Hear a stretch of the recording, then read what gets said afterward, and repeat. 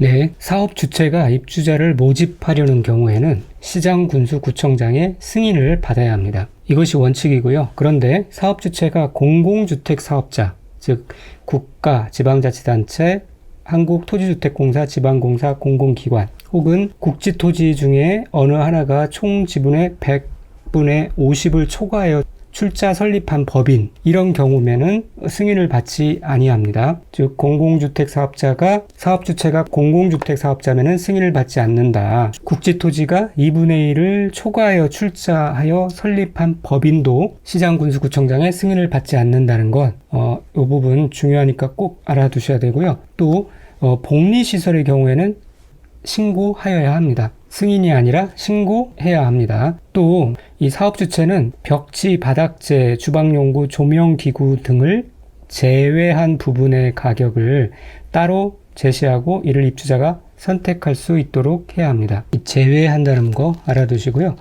또 마감 자재, 목록표 등을 제출해야 되는데 사업 주체가 시장군수구청장의 입주자 모집 승인을 받으려는 경우에 이 견본주택에 사용하는 마감 자재의 규격, 성능, 재질을 적은 목록표와 견본주택의 각실의 내부를 촬영한 영상물 등을 제작해서 승인권자에게 제출해야 합니다. 사업 주체가 국가, 지방자치단체, 토지주택공사, 지방공사인 경우는 견본주택을 건설하는 경우 그렇게 이 재질 목록표와 견본주택의 각실의 내부를 촬영한 영상물 등을 승인권자에게 제출해야 합니다. 이 목록표 등은 2년 이상 보관해야 되고요. 마감 자재가 만약에 중간에 변경되었다. 그럴 때는 당초의 마감 자재와 같은 질 이상으로 설치해야 합니다. 네, 특별한 것은 없고요. 상식적으로 알 수 있는 부분들입니다. 그 다음에 이제 분양가 상한제에 대해서 알아보도록 할게요. 사업 주체가 일반인에게 공급하는 공동주택 중에 이 다음에 해당하는 주택의 경우에는 분양가격 이하로 공급해야 합니다. 즉 분양가 상한제가 적용되는 주택이라는 거죠. 즉 어떤 지역에 공급하는 주택이냐, 공공택지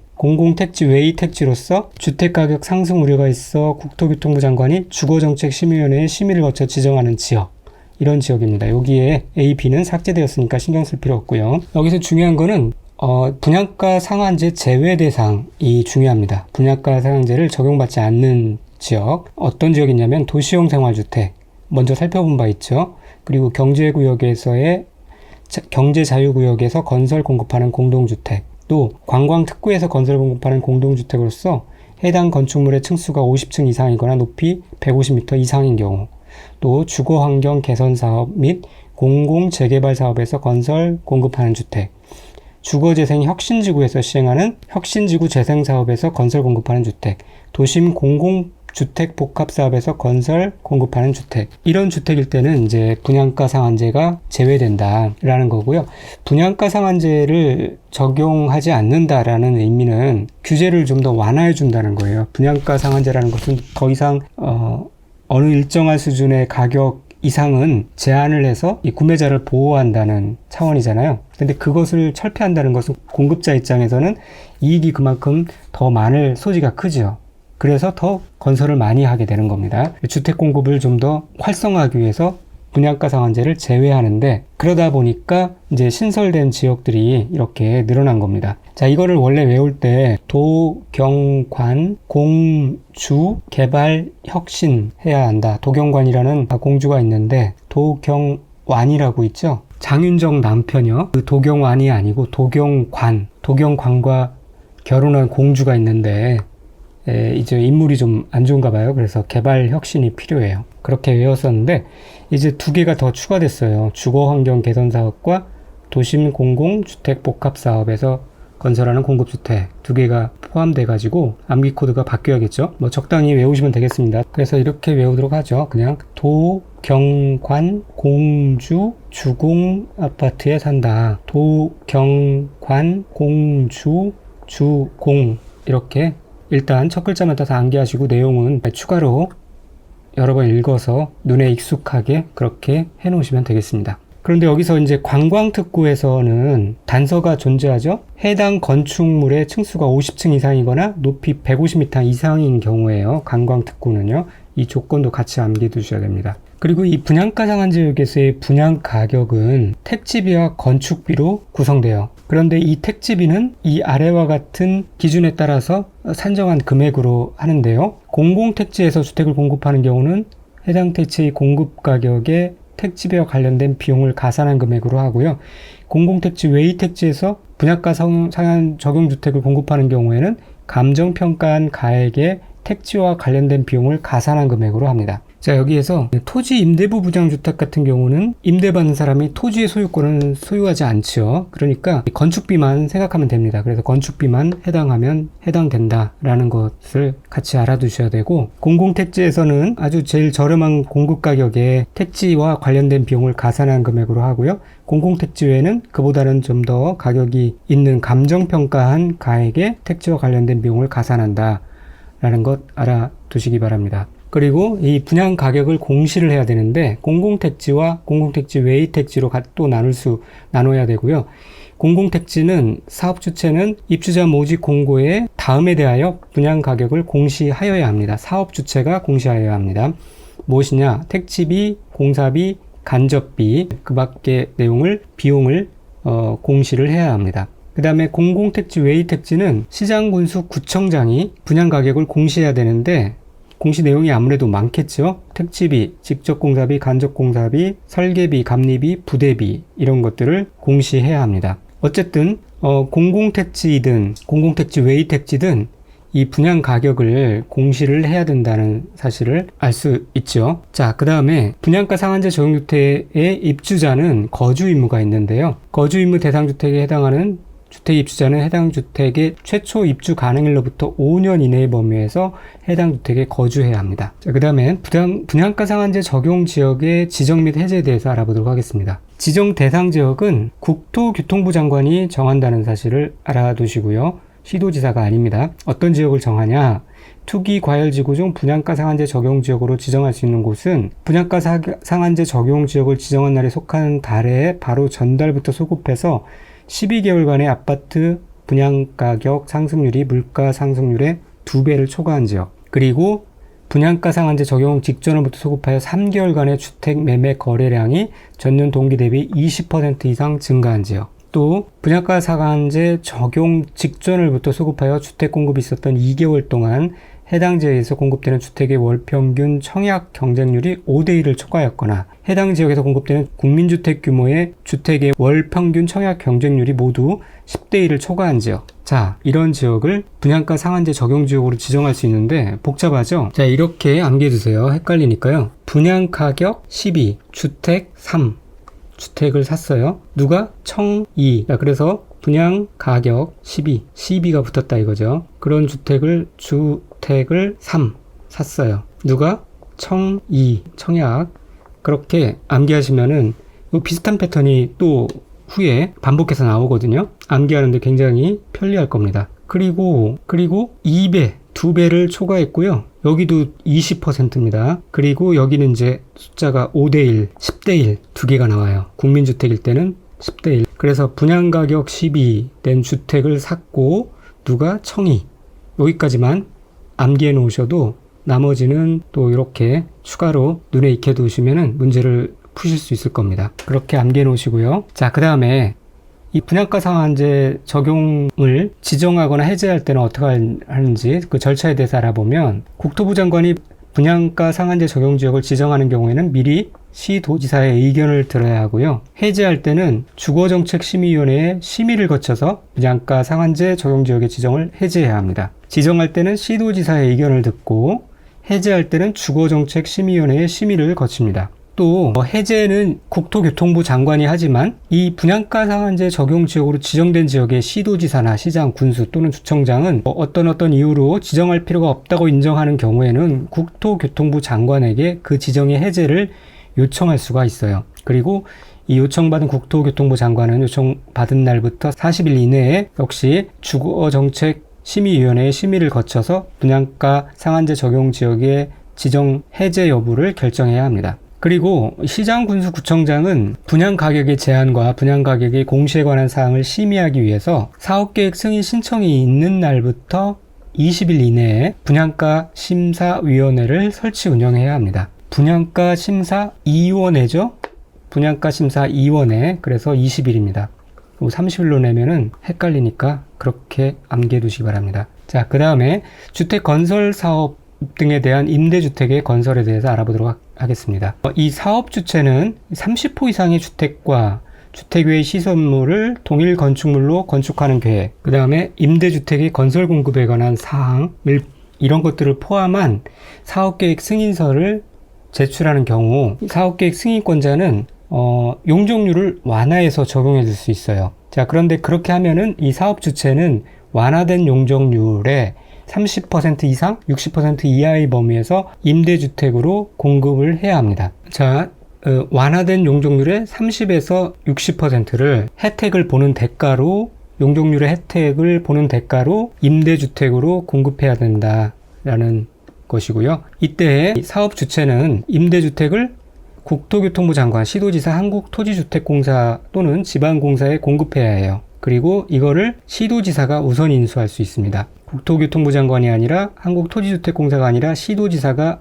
우선 인수할 수 있다라는 것. 그 다음에 임대주택의 공급 가격은 이런 건축비로 한다는 건데 이건 중요하지 않고요. 그 임대주택의 부속 토지는 인수자에게 기부 체납한 것으로 본다라는 사실은 꼭 암기해 두시기 바랍니다. 자, 그 다음에 주택 공급 질서의 교란 금지 행위의 내용을 알아보도록 하겠습니다. 누구든지 이 주택법에 따라서 건설 공급되는 주택을 공급받거나 공급받게 하기 위하여 이 다음에 해당하는 증서 또는 지위를 양도양수하거나 또는 이를 알선하거나 또는 이 모든 것을 할 목적으로 광고를 해서는 아니 됩니다. 즉 다시 말하면 이 매매나 증여 그 밖에 권리 변동을 수반하는 모든 행위를 하면 안 된다는 거예요. 그런데 여기서 중요한 거는 상속 저당은 제외한다. 상속 저당은 공급 질서 교란 금지 대상 행위에 속하지 않는다. 이것은 원해서 하는 게, 본인이 원해서 공급 질서를 교란하기 위해서 하는 게 아니니까요. 상속 저당은 이 공급 질서 교란 금지 행위 대상 행위가 아니다라는 사실을 꼭 알고 계셔야 되고, 자, 여기서 그 다음에 두 번째로는 무엇을 이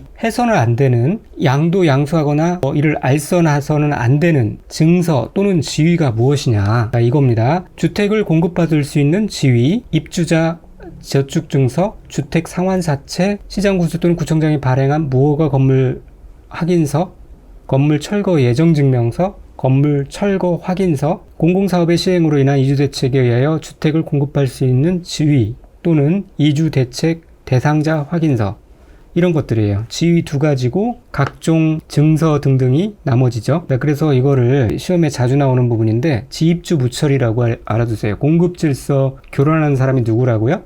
지입주 무철입니다. 주택을 공급할 수 있는 지위, 입주자 저축증서, 이거는 곧 청약통장을 말하고요. 그 다음에 주택상환사채, 그러니까 여기서 토지상환채권, 도시개발채권 이런 비슷한 거는 해당되지 않아요. 그 다음에 무허가 건물 확인서, 건물 철거 예정증명서, 건물 철거 확인서, 그 다음에 이주대책 대상자 확인서, 이런 것들은 하면 안 된다는 것이고, 그 다음에 이런 공급질서 교란을 했다, 이것을 위반했을 때 어떤 효력이 있는지를 알아보도록 하겠습니다. 국토교통부 장관 또는 사업주체는 이런 것들을 하나에 해당하는 자에 대해요, 그 주택 공급을 신청할 수 있는 지위를 무효로 하거나 이미 체결된 주택의 공급 계약을 취소해야 된다. 지위는 무효하고요, 계약은 이미 체결된 계약은 취소해야 됩니다. 지무 개취합니다. 자, 그런데 어떤 사람이냐, 앞에 살펴봤듯이 주택 공급 질서 교란 행위를 위반하여 증서 또는 지위를 양도하거나 양수한 자, 이런 자인 경우고요. 또 주택 공급 질서 교란 행위를 위반하여 거짓이나 그 밖에 부정한 방법으로 증서나 지위 또는 주택을 공급받은 자, 이런 자들은 아직 그 계약이 체결되기 전이면은 그 신청할 수 있는 지위를 무효로 하고요, 계약이 이미 체결됐으면 그 공급 계약을 취소해야 됩니다. 그리고 추가 절차가 어떻게 되느냐면은 이 사업 주체는 이 공급 질서 교란 금지를 위반한 자에게 이 산정한 주택 가격에 해당하는 금액을 지급한 경우 지급해요. 그래서 무효시키고 취소를 한다는 건데, 그 지급한 날에 그 주택을 다시 이 사업 주체가 취득한 것으로 봅니다. 그리고 이제 퇴거를 명할 수가 있어요. 이 사업 주체는 매수인에게 주택 가격 지급 또는 어떤 경우 이제 공탁을 할 수도 있겠죠. 퇴거를 명할 수가 있습니다. 그리고 이 국토교통부 장관은 공급질서 교란 금지를 위반한 자에게 10년 이내의 범위 내에서 주택의 입주자 자격을 제한할 수 있습니다. 그리고 3-3 벌금에 처합니다. 그리고 사업 주체는 이 저당권 설정을 제한하기도 하는데요. 원칙적으로는 사업주체는 주택건설사업에 의하여 건설된 주택 및 대지에 대하여는 입주자 모집 공고 승인 신청일, 주택조합의 경우에는 사업계획 승인 신청일 이후부터 입주자가 그 주택 및 대지의 소유권 이전 등기를 신청할 수 있는 날 이후 60일까지의 기간 동안 입주 예정자의 동의 없이 이것들을 해서는 안 돼요. 뭐냐면은 해당 주택 및 대지의 저당권 또는 가등기 담보권 등 담보 물건을 설정하는 행위를 해서는 안 되고요. 해당 주택 및 대지의 전세권, 지상권 또는 등기되는 부동산 임차권을 설정하는 행위를 해서는 안 됩니다. 그리고 해당 주택 및 대지를 매매 또는 증여 등의 방법으로 처분하는 행위를 해서는 안 됩니다. 자, 여기 잘 이해 및 암기하셔야 되고 시험에 나올 가능성이 아주 높은 곳인데요. 헷갈리죠? 네, 그래서 이 밑에 표를 보시면은 이해하시기 좋은데요. 이 기준은 이제 소유권 이전 등기 신청할 수 있는 날이에요. 그날부터 60일 이후까지 이 기간 동안 저당권 설정을 금지한다는 거고요. 또 요 전에 이 소유권 이전 등기를 신청할 수 있는 날을 기준으로 해서 이 전에 입주자 모집 공고 승인 신청일부터 저당권, 부동산 임차권 등 설정 금지 기간이 되는데, 그런데 이 주택조합이 사업 주체인 경우에는 더 앞당겨 가지고 사업계획 승인 신청일부터 저당권 설정 금지 행위를 적용한다는 거예요. 주택조합인 경우에는. 왜 그러냐? 이 조합원을 이제 보호할 목적으로 그러는 거죠.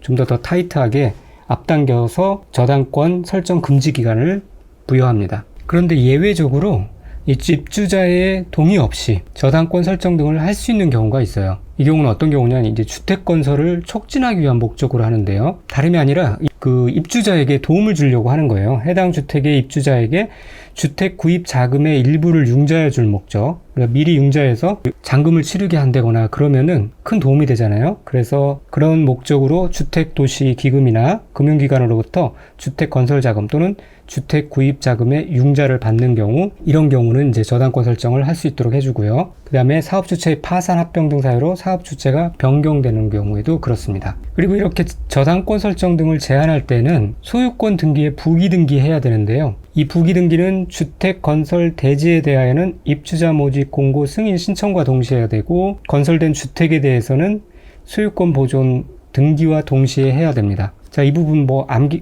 이해까지 하면서 암기하려면 좀 힘드니까 이렇게 암기해주세요. 주택 건설 대지에 대해서는 입주자 모집 공고 승인 신청과 동시에 대입, 주택에 대해서는 소유권 보존 등기와 동시에 대입 주소, 부기 등기는 대학교 입시 볼 때 살았던 주소로 한다. 부기 등기는 대입 주소로 한다. 그렇게 암기하시면 되겠습니다. 부기 등기 위반의 효력을 보면은 부기 등기일 이후에 이런 거를 한 거. 그러니까 즉 위반을 한 경우에는 무효로 한다. 위반 시는 부기 등기일 이후에 위반한 것은 무효로 한다. 그리고 이 사업 주체의 재무 상황들이 굉장히 안 좋을 때는 주택 건설 대지를 신탁할 수 있다. 그렇게만 알아두시면 되겠습니다. 근데 반드시 신탁해야 한다는 아니고요. 신탁할 수 있다. 그 다음에 이제 투기과열지구 및 전매 제한에 대해서 알아보도록 하겠습니다. 투기과열지구 지정권자는 국토교통부 장관 또는 시도지사예요. 그래서 국토교통부 장관 또는 시도지사는 주택가격의 안정을 위해서 필요한 경우에는 주거정책심의위원회 심의를 거쳐서 일정한 지역을 투기과열지구로 지정하거나 또는 해제할 수가 있습니다. 그래서 시도지사가 지정하는 경우를 보면은 다 티귿자가 들어가요. 토지거래 허가구역, 투기과열지구, 특별건축구역 같이 알아두시고요. 자, 투기과열지구 지정 대상 지역을 보면은 아래의 기준을 충족하는 곳이어야 됩니다. 그런데 이 기준을 대략적으로 보면은 주택에 대한 투기가 성행하고 있거나 성행할 우려가 있는 지역 중에서 정하는 거예요. 그래서 이 아래의 내용들을 정확히 이제 암기를 해야 되겠지만, 그렇지 못한다 하더라도 대략 보면은 뭐가 감소했다, 이하이다, 위축될 우려가 있다, 이런 것들을 이제 말을 증가하거나 이상이다, 이런 식으로 바꿔서 이제 문제를 유혹을 하는데요. 투기 과열지구를 정하는 그 의미에 대해서, 이유에 대해서 알고 있으면은 이런 낱말을 바꾸는 것들에 대해서 대비를 할 수가 있습니다. 주택에 대한 투기가 이미 성행하고 있어요. 그리고 혹은 성행할 우려가 있기 때문에 그래서 지정하는 거다 라는 것을 염두에 두고 그 다음에 이 내용을 보시기 바랍니다. 자, 투기과열지구를 지정하는 날에 속하는 달에 바로 전달부터 소급해서 주택 공급이 있었던 2개월 동안 월평균 청약 경쟁률이 5대1을 초과했거나 국민주택 규모의 월평균 청약 경쟁률이 10대1을 초과한 거, 이거 어디서 봤죠? 분양가 상한제에 나왔던 것입니다. 그래서 그때 어떻게 되냐면은 청이라고 그랬죠. 청이가 분양가격 12가 있는 주택을 샀죠. 주 3. 그때의 청입니다. 똑같고요. 자, 그 다음에는 다음에 해당하는 곳으로서 주택 공급이 위축될 우려가 있는 곳이에요. 주택 공급이 위축되니까 가격이 올라갈 것 같고 그래서 투기가 성행할 수가 있는 거죠. 자, 주택 공급이 위축되는 상황은 이런 겁니다. 투기과열지구 지정 직전월에 주택 분양 실적이 30% 이상 감소했어요. 분양이 적어지니까 주택 공급이 위축된다는 거죠. 그 다음에 사업계획 승인 건수나 건축 허가 건수가 직전 연도보다 급격히 감소한 곳. 사업계획 허가 건수가 줄어들었다는 것은 그만큼 주택 공급이 적어지고 있다는 거잖아요. 그래서 이제 주택 공급이 위축되니까 가격이 오르고 투기가 성행한다는 겁니다. 그래서 이거 이렇게 이 부분은 이해하면서 암기하시면 되겠고요. 그 다음에 신도시 개발 등으로 투기 및 주거 불안의 우려가 있는 곳. 즉 주택 보급률이 전국 평균 이하예요. 어쨌든 공급이 적어지면 가격이 올라가는 거잖아요. 그리고 자가주택 비율이 전국 평균 이하예요. 그러니까 뭐 임대를 하고 있거나 뭐 이렇게 사는 경우니까 더 주거에 대한 필요가, 자가주택에 대한 필요가 있겠고 그래서 가격이 올라갈 수 있다라는 거죠.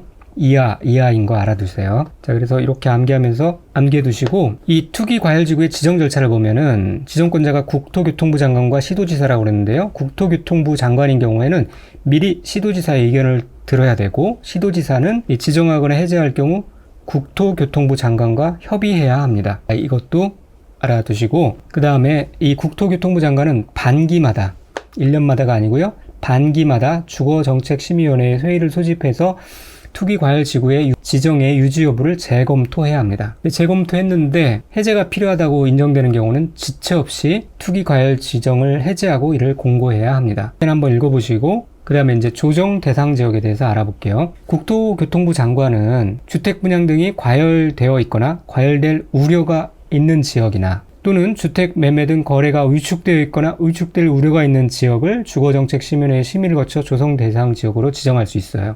자, 여기서 특징은 아까 투기과열지구는 국토교통부 장관 시도지사였죠. 여기는 시도지사가 없다라는 것. 시도지사는 티귿자가 속하는 것들만 지정한다라고 했잖아요. 조정 대상 지역은 해당되지 않습니다. 그리고 또 한 가지는 아까는 투기 대상 지역, 투기과열지구는 과열되어 있거나 과열될 우려가 있는 경우, 투기가 성행하거나 성행할 우려가 있는 경우만 정했잖아요. 그런데 여기는 이런 경우 앤드 위축될 우려가 있는 지역도 정한다는 것. 과열 앤드 위축, 이 두 가지가 다 된 경우 과열될 때는 조정을 해서 열기를 식히고요. 위축될 때는 또 조정을 해서 조정 대상 지역으로 정해서 활성화시키고요. 그리고 두 가지 역할을 다 한다는 거예요. 자, 그래서 이 지정 대상 지역에 먼저 과열 지역을 보고 그 다음에 위축 지역을 보겠는데요.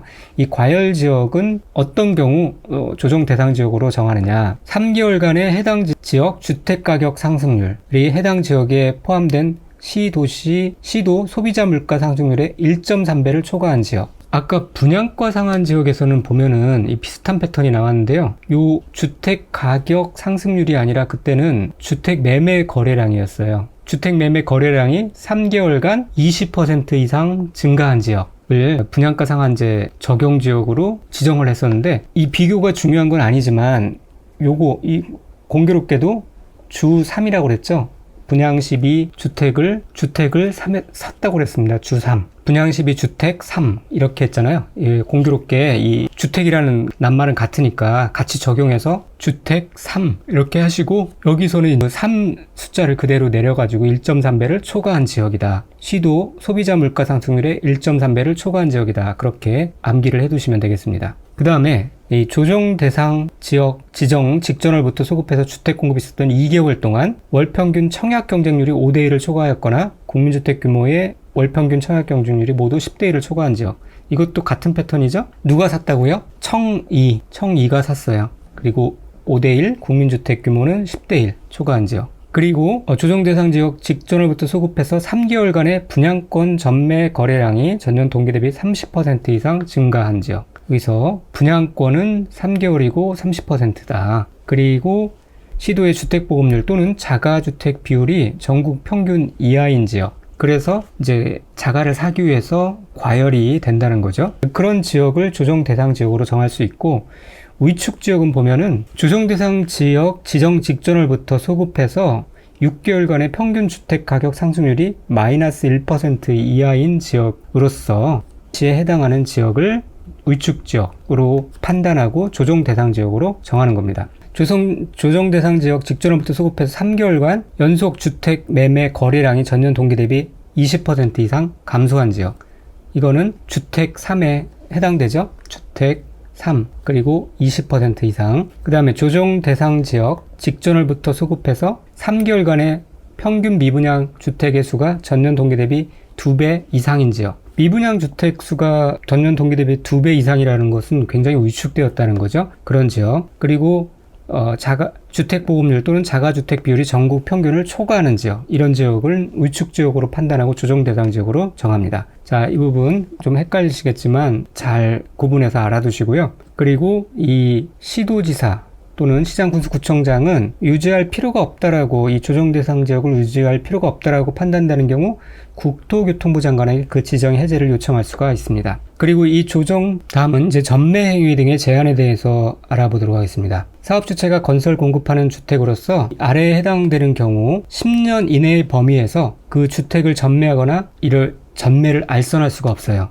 근데 이 전매행위 제한은 상속의 경우는 제외합니다. 자, 아까 보면은 이 공급질서 교란행위는 상속과 저당의 경우에는 이 공급질서 교란행위에서 제외된다 라고 했죠. 여기 이 전매행위 금지는 상속의 경우 제외합니다. 그래서 이 앞서 있는 공급질서 교란행위가 앞부분에 출현하는 거잖아요. 요거는 상속 저당이 다 제외된다.